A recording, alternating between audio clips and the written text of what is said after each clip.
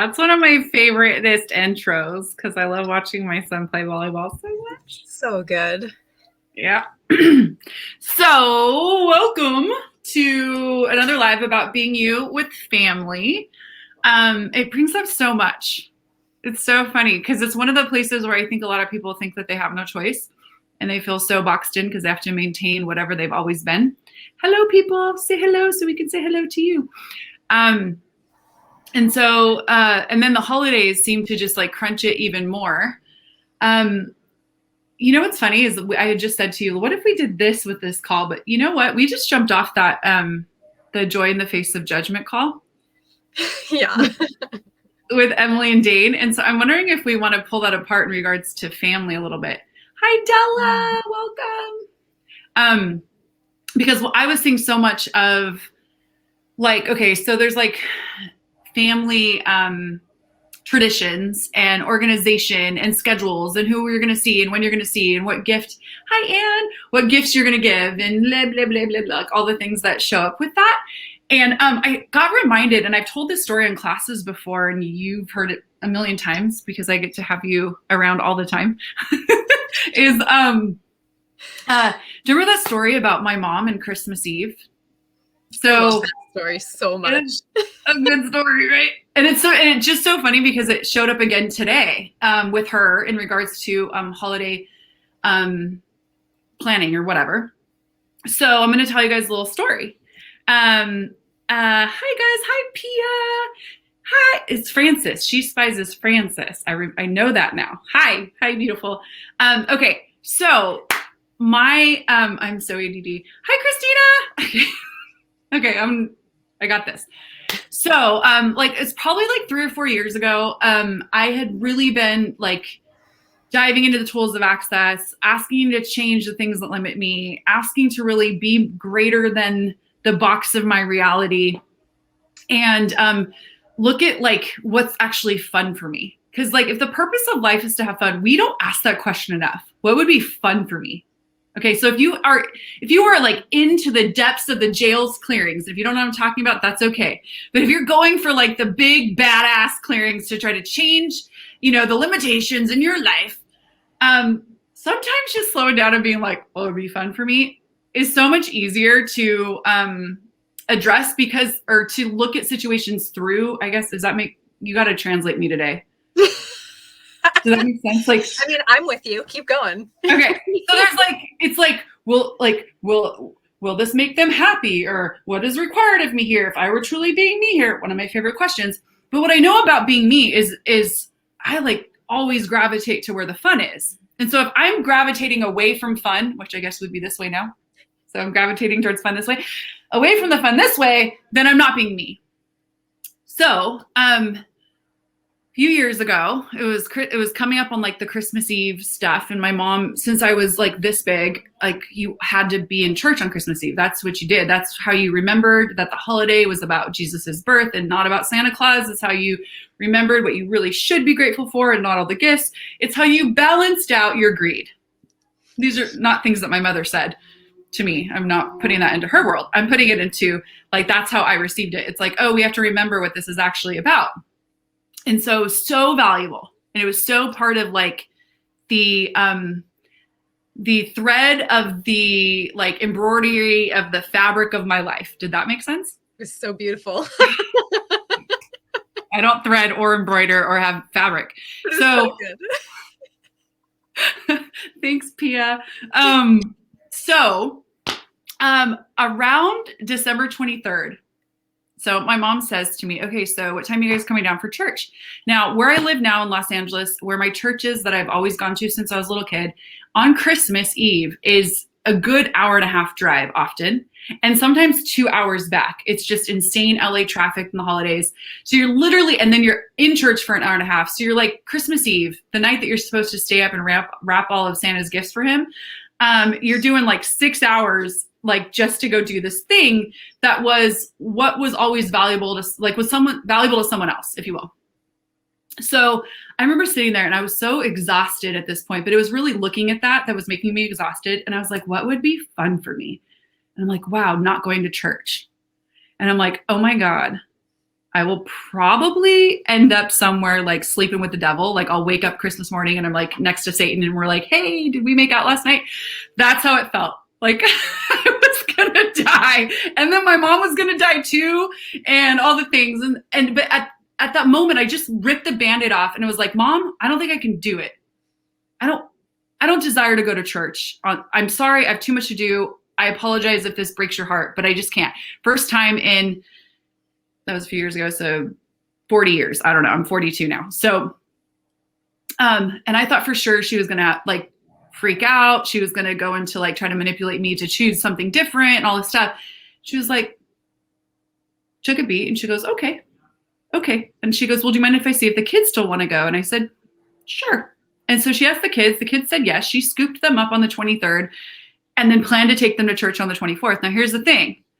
On the 24th, there are 6 services that you can go to because they want to make sure everybody sees baby Jesus before they open those gifts. Okay. So they open up church wider than they do on any other day of the year. Christmas Eve, all the heathens are invited. Okay. So I called my mom on Christmas Eve and I was like, hey, how's it going down there? And she's like, well, we didn't get out of bed for the 10 a.m. service. So we're going to go to the noon. And I was like, okay, cool. Let me know when you're done and we'll meet up to get the kids. So I call her like around 1 o'clock thinking they were going to be getting out of church. And she goes, oh yeah, we didn't make the 1 o'clock service. So we're probably going to go to the 3 o'clock service or the 12 or whatever. This went on all day until at night. She goes, yeah, we didn't go to church. I was like, what?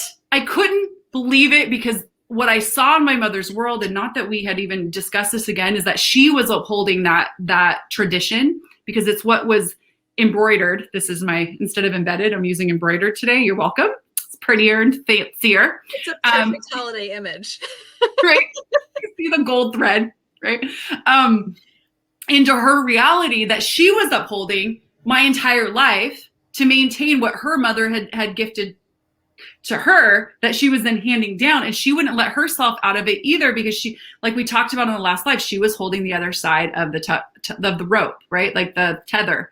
And when I dropped it, she had permission to drop it and then choose what was light and fun for her. And she had ended up spending the whole day just crafting and playing with the kids. And she didn't wake up next to Satan, and neither did I. Right?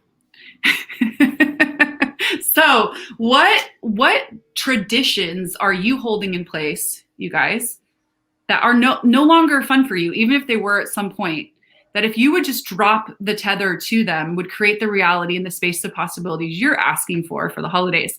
So everything that doesn't allow that to show up with total ease for you. Hallelujah, said Christina. Amen. Right, wrong, good, bad, pod, poc, all nine shorts, boys, and beyonds. Take us to church, Sarah. Or don't. Or not. Take us to not church.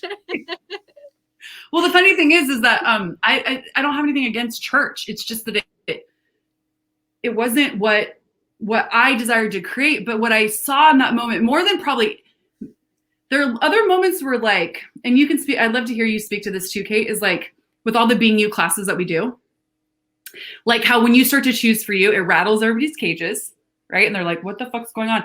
But then it's like, with a friend, you might go, you know what? I changed my mind. I can't go to lunch with you today. And they go, wait a minute. You're supposed to be a person of your word. And I made all the reservations and we're supposed to. And then when no one dies, they go, oh, well, maybe I can choose that too. And then they choose it. No one dies. And they go, oh my God. Like, so we start to open up spaces. This one though, for me was truly like the pin in my acknowledgement wall that I'll never forget is when we drop the other side of the tether of holding any limitation in place or anything that boxed in reality, that the other person might very well be holding it in place thinking that that's what you require. And that's the wild thing, is that it takes one person to let go of that to open up the space for a different choice. So what do you know about being you, like as you've been stepping into being you, that like what did I say rattled feathers before? I said that. I meant ruffled. It's possible, but it still works. It's very visceral when they rattle. Those loud feathers. Well, you know, what came to mind as you were talking about it is I literally woke up this morning, and I think this will all make sense, but I woke up this morning and I had a message from one of my brothers. So I have 3 older brothers, and there's like a decent age gap between us, meaning the oldest brother is like 10 years older and the youngest of them is still like 6 years older than me. And so I woke up with this message from one of them that he had sent to me and one of the others that it just said Christmas revels. That's all it said. And I was like, what's happening right now? And then I remembered there was a vinyl record that we used to listen to every Christmas, which was called Christmas Revels. And what's so funny to me about this tradition, though, is instead of it being the not fun, the not you, whatever, it's like this little blip of weirdness that we all celebrated together. And so, like, do you know what LARPing is? Live action role playing, like people who dress up as like knights and like they I didn't know it was called that, but now I do. Yes, I'm aware of this. Or like Renaissance fairs or whatever. Yeah. The Christmas Revels album or whatever reminds me of the energy of that. Like it's so old school. Like it, and I don't even have all the information. Like it might even be like a soundtrack to some Christmas Renaissance play. It's like that. So it's like very theatrical, but there's also songs and they're so over the top. And it's like, feels like you're going back in time in Europe or something. But we had so much fun with that album where it was like, we knew it was stupid and would make fun of it, but also receive so much fun from it because of how over the top it was. So to receive that message from my brother this morning, I was like, wait a minute, does that mean you're like listening to it right now? And then he goes, it means I just dropped $45 on buying the album so that I can play it. Because he's like, I really want my son to listen to it. Oh my God, it's so funny. So like that to me is like the joy of that is so different from the structure and tradition of supposed to. And the more that I've been willing to step into being me, I've seen my whole family change in a really nonlinear and unexpected way where like I guess in this reality standards, like I have a very good family, like there hasn't been like any crazy trauma or drama. But we also weren't like a family that was really lovey-dovey either. Like I've seen other families and they can just like hug and they can express themselves and all the things. And that has like not been our thing. And when I first started playing with the Access tools and started taking, like my first 4 BNU classes with you, I remember going to the same brother who I got the message from this morning to his wedding in Seattle. And there was all of a sudden this melty space between my family that I had never seen before. And I was just like, what is that? And someone might look at me talking about this and think that it's really egotistical to be like, wow, I was a part of creating that. But I know that it was because everyone else was still creating their lives in a very similar way that they always had been. And I was doing my crazy thing in my world. And then I show up and I see all of that melting and changing. And that's been really, really beautiful. Yeah. And, you bring up a point is like whether you're dropping it's so funny because there's a rope right here that keeps coming into my head when I'm trying to talk about the tether or the rope. Whether so we're on the other side. Oh my God. Okay. Anyways. Wow. ADD on fleek. So whether you're holding the rope of a limitation and not letting it go because you think it's what you have to be for someone else. And if you can go into acknowledging that the possibility that they're even holding that rope at all is because they think that's what you require. And that's one thing. But there's also what you're talking about is like going, okay, I'm going to be me. And that doesn't have to be aggressive. Like I've been asking to be more abrasively joyful, like just annoy people with my joy, like letting my laugh be a little bit louder, saying hi to people who actually maybe don't want me to say hi to them, but doing it anyways. And just seeing what shows up and being with the judgment of that.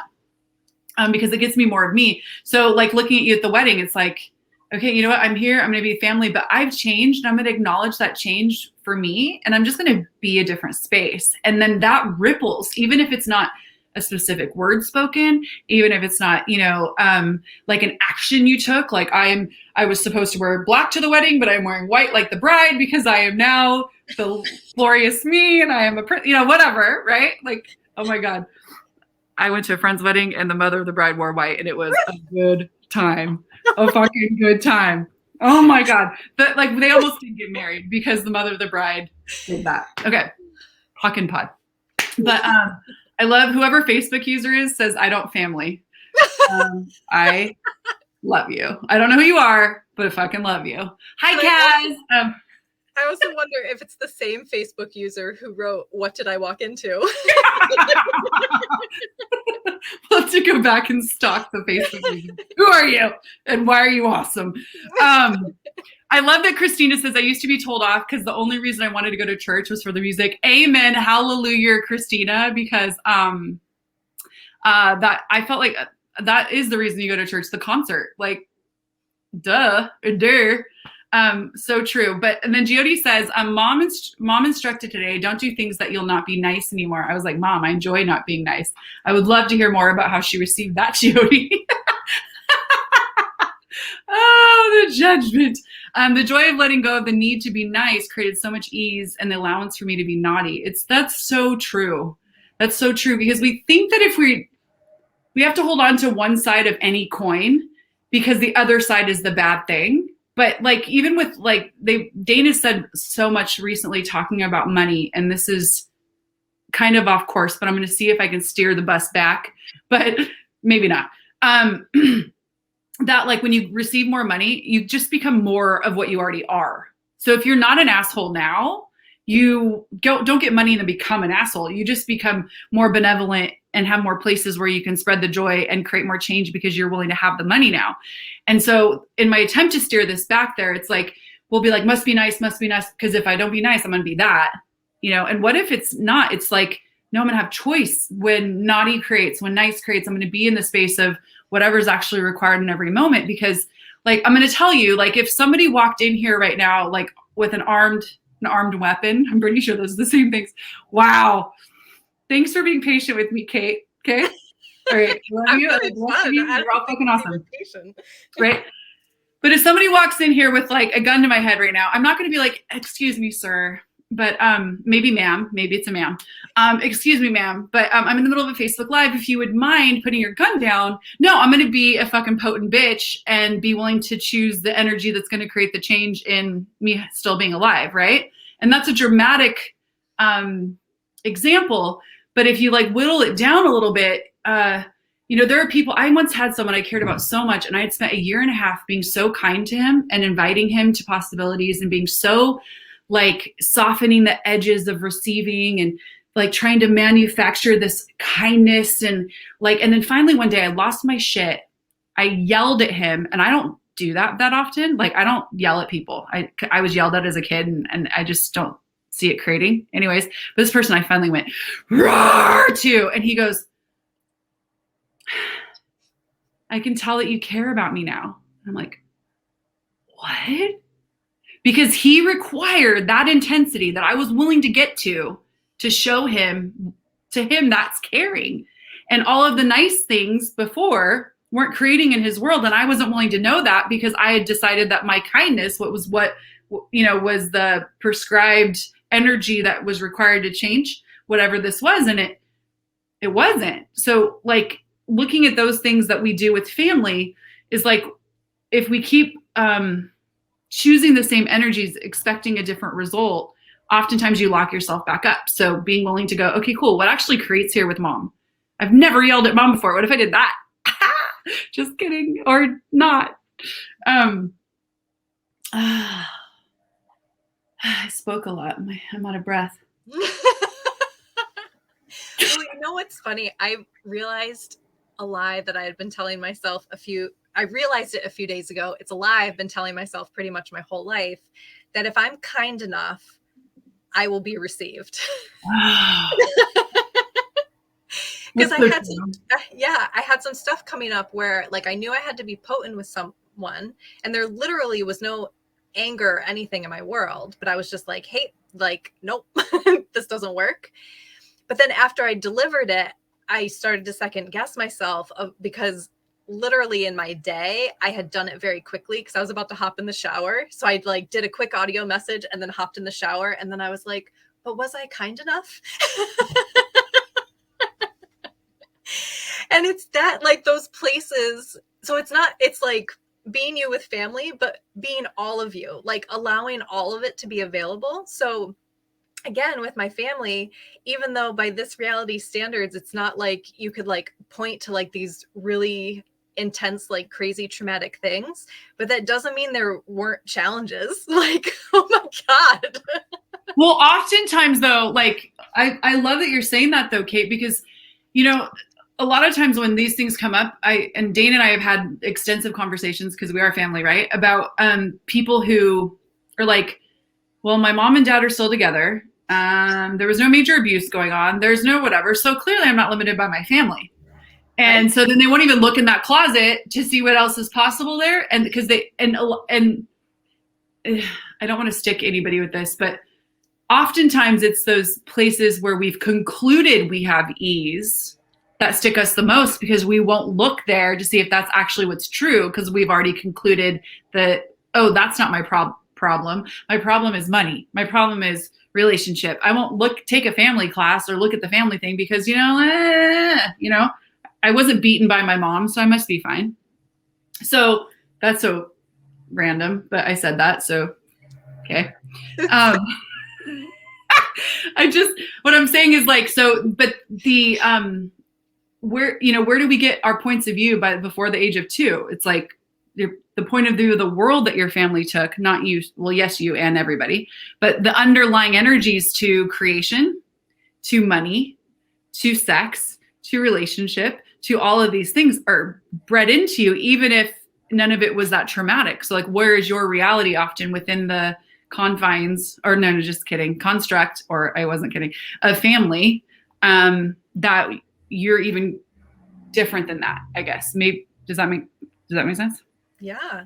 Well, and so like my initial, it's so interesting that people who are not being kind are never going to say that's so true, Victoria.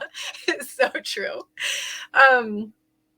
So like one of my like defining moments was when I was 17 and I realized that I had checked all the boxes. I was literally doing all the right things in life at that time, right? So from like good grades to having lots of friends to being on sports teams, had a job, was involved in like environmental club and art club, was on homecoming court and was like prom princess, right? Like literally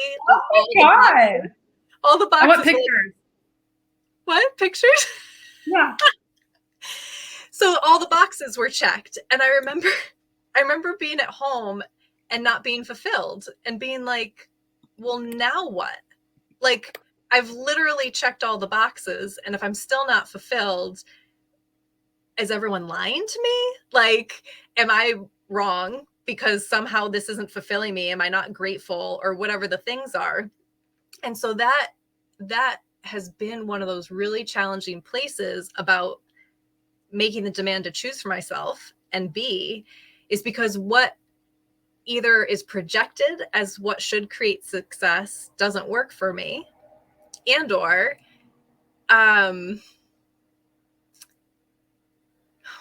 kind of lost the thought, but basically I had to be willing to start choosing for me to find out what those things were, since the boxes weren't enough. Oh, amen. Hallelujah. Yet again. See, we are in church. You're totally totally. And the same, like I had a much more traumatic family existence than you did, clearly, because there's no way in hell anybody who knows me would believe me if I said, yeah, no, everything. No. When your dad's mistress tries to run you and your mom off the side of the road, you might have a fucked up family. Just saying, that's just what's true. So you're welcome. And it's true. So, but I remember like kind of having that be my hurdle to overcome. And then I'm going to create my life in spite of them. So anywhere you're trying to create your life in spite of your family, the Being You family class this weekend is going to be so juicy. You're all invited. $75, 2 hours. But where you're trying to create in spite of them it's the same thing. If you're trying to prove you're not something, has the same energy as you are still tethered to the thing. So I have to know what in spite of them means. So I have to keep whatever their reality is in my world. So I know if I'm being in spite of it, rather than just being free to create, and what the fuck they're doing is what they're doing. Right. But I remember waking up at 35 years old. I like married a wonderful man. I had 4 gorgeous children, inside and out. I owned a house in LA. I owned a hair salon. I was a national color educator for Paul Mitchell Systems. I was doing the thing. All the boxes were checked. And I was like, whoa, if this is what the thing is, people sold me the wrong thing. I signed up for the wrong thing, you know? And I was never like suicidal, but I started to have like it never got to, I should end my life, but I started to have crazy panic attacks. I was in total depression. I couldn't I would have to paint the smile on to get through the day because I couldn't figure out why I wasn't happy when I had all the things. Right. But it was from that place of creating in spite of them. And what Dane is also in some call a long time ago, but it's like a gold thing for me is where am I creating like greater than others, but never as great as me? Because if your family created $100,000 as their income, $100,000 a year and 1 penny is greater than them. 1 penny. 1 step over the line and you're already greater. So if you're standing there at the 1 penny mark, just greater than your family so that you can create in spite of them, you're not having what's actually possible, which has nothing to do or link to their reality at all. Right, wrong, good, bad, pod, puck, all 9 shorts, boys and beyonds. I'm really excited. I might listen to this one back so I remember what I said so we could get to something different in the Being You family class. Well, and to plug the Being You tools, what's really funny is so at like 17-year-old Kate, when I was like all of a sudden like disillusioned, like, oh, fuck, right? Like, what do I do now? So in my not graceful way at 17, I just stopped everything. I was like, okay, I'm done with sports. Like, yep, I'm done with this thing. Like, I literally, it wasn't burning bridges. Like, I still had all the friends and whatever, but I had to do like this clean break to start exploring what was even true for me because I didn't have any other tools. Yeah. And so it was like, and so this was late 90s, early 2000s. So I was like, I'll try yoga, which wasn't popular then as it is now. So it was like me and 60-year-old women in a class doing yoga together. And like hiking and experimental abstract art. So like I did this like weird thing, but then at the same time, I still didn't have tools. So then I could go on these really cool personal explorations, especially within creativity and with nature. But then to like be with family or be with other people, I was still like garnering. Is that right? Garnering who I was. Or like modulating who I was because I didn't think anyone else would get it because they were obviously doing fine with checking the boxes. And so the Being You tools and having fun, like I'm so glad that you brought that up earlier.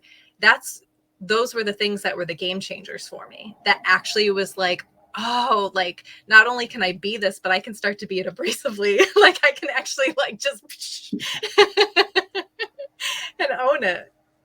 Well, yeah, and that's the joy of adding the Being You tools to like anything. And I am a huge Being You fan. Like Dane asked on the Joy telecall today, he's like, where do you give yourself permission to be you? And I was like, anytime I'm talking about the Being You tools, the Being You project, or Bring You creation, I'm like, wah! Right? And then other places I'll be like, well, maybe I don't know as much about this. But like with the Being You stuff, I am like so all in with that because you can apply it to anything. And so talking about like what we looked at for creation this holiday was like the energy that was coming up where people start to shrink and cut themselves off and do the scheduling things or the planning things or like the whatevers with family, and where it's actually a great playground to go, you know what? I'm willing to be the wild, wacky one here and choose for me what would be fun for me. And you might find that, it's all fun and dandy to like talk about family and stuff and joke and, the limitations of this and that. But often too, it's like when I started to ask for what's fun, like family got included in a totally different way. And I get excited now to create for me and how it works for me.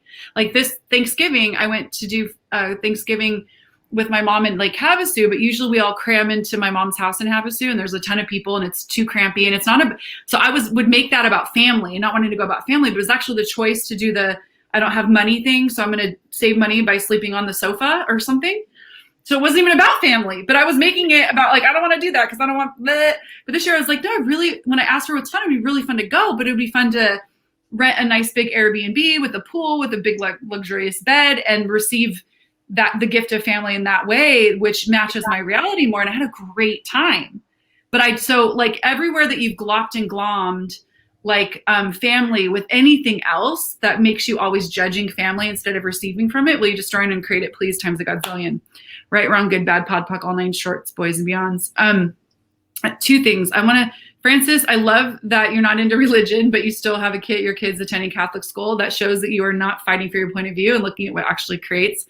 And I don't love your dad. The story that this comment that you put in the thread. And I would ask for any of us who have any like traumatic events with family, would you please acknowledge the potency that you be to be here asking a question about it, to know what potency you chose to get through whatever it was that you got through. Any sort of abuse that comes your way is because you're the most powerful person in the room.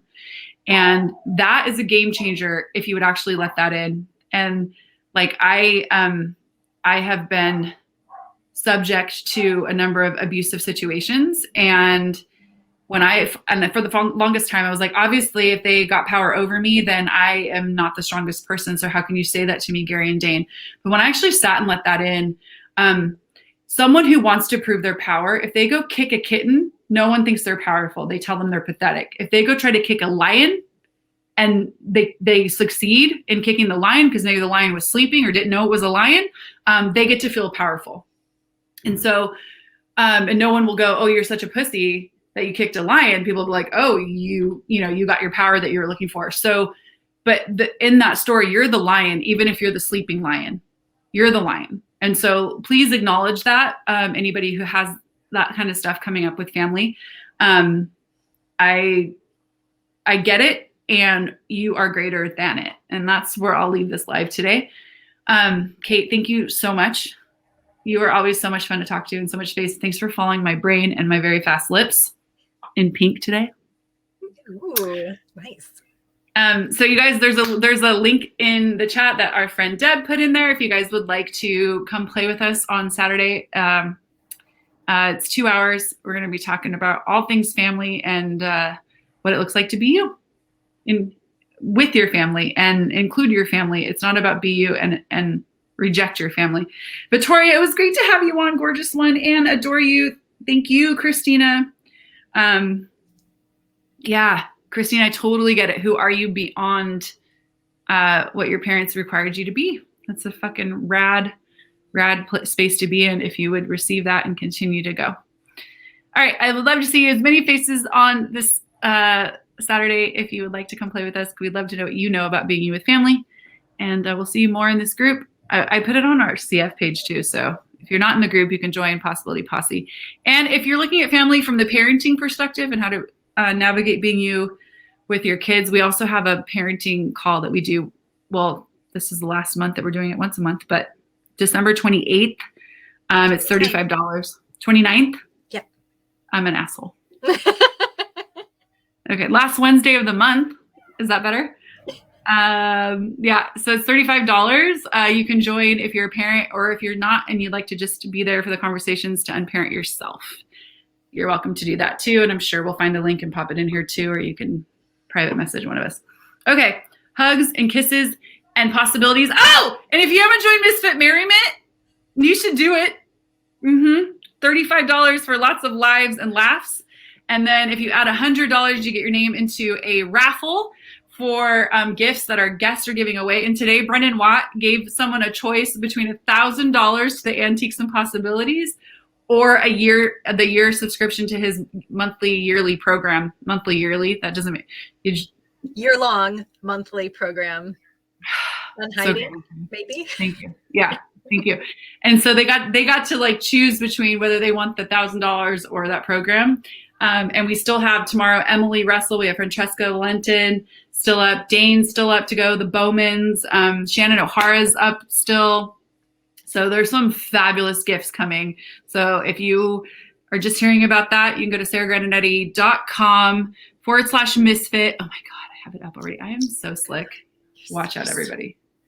And you can go to sarahgrandinetti, I can't even say my own name, .com, looking for the family class as well, or the Being You Being With Them class, which is the parenting class. I just got it all in. You're welcome, everybody. That's all. All right. Love you. Bye.